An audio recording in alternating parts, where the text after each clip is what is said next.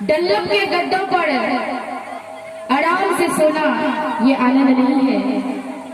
AC के कमरों में सोना ये आनंद नहीं है। समाज में प्रतिष्ठा प्राप्त कर लेना ये भी आनंद नहीं है। आनंद तो भीतर की चीज है सज्जनों, आनंद बाहर होता ही नहीं है।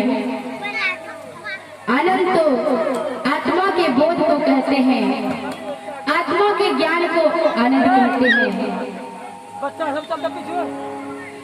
और एक बात ये भी है, दुनिया की जितनी भी चीज है सबका उल्टा, सबका विपरीतार्थक हो जाता है।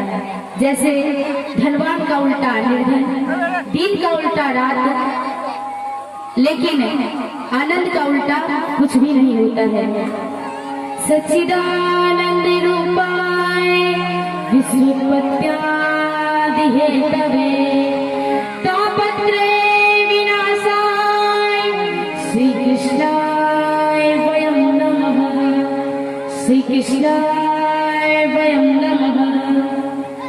जो विश्व को बनाते हैं, विश्व का पालन करते हैं और उसे लय भी कर देते हैं, जिनकी कृपा विलासता से सारा संसार चलता है और तापत्रय विनाशाय तीनों प्रकार के आगे से नहीं आ जाता है, पीछे घूम नष्ट करने में जिनमें सामर्थ्य है नहीं होता है।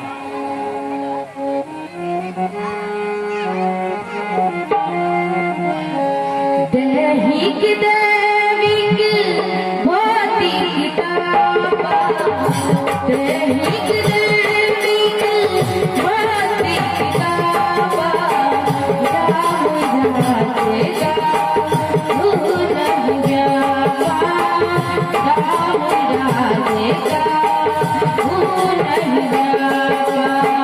श्री राम जय राम जय जय राम, श्री राम जय राम जय जय राम, श्री राम जय राम जय जय राम, श्री राम जय राम जय जय राम। तीन प्रकार के ताप हैं सज्जनों, वो कौन कौन से हैं? दैहिक, दैविक, भौतिक। कोई तन दुखी, कोई मन दुखी, कोई धन बिबे रहत उदास, थोड़े थोड़े सब दुखी, सुखी राम के दास। कोई तन दुखी, कोई मन दुखी, कोई धन भी नहीं रहत उदास, थोड़े थोड़े सब दुखी, सुखी राम के दास।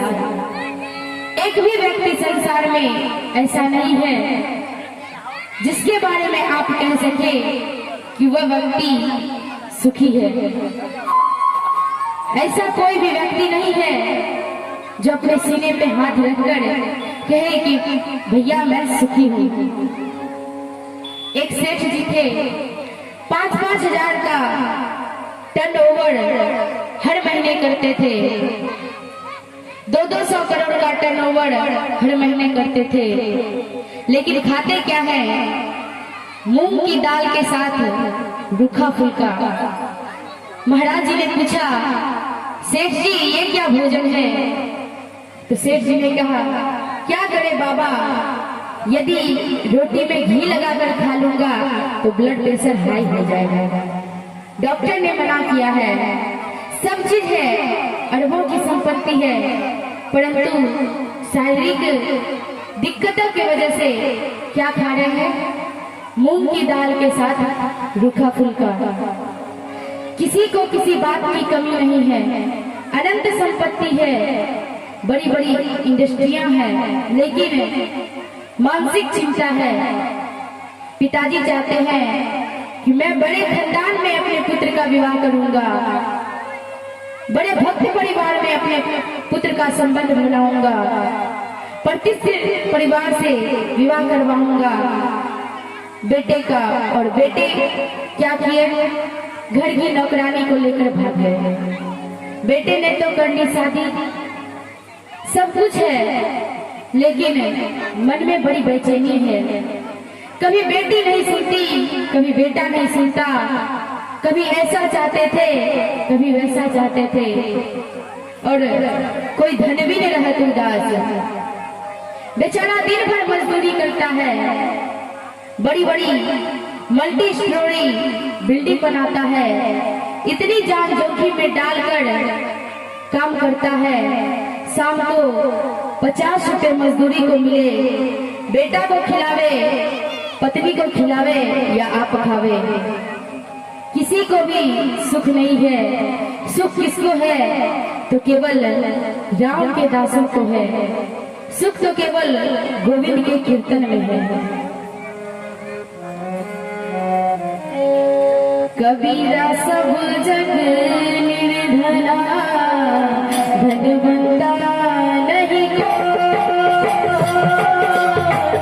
धनवंता सोई जाने जाके राम नाम धन होय।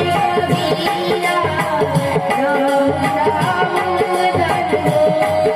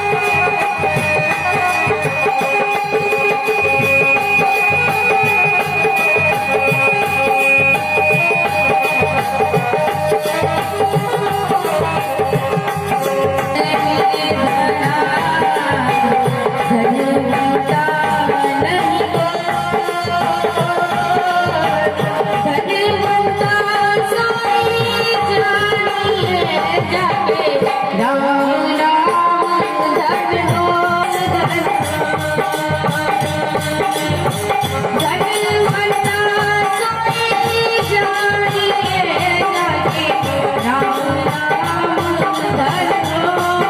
कबीरा राम नाम धन होय।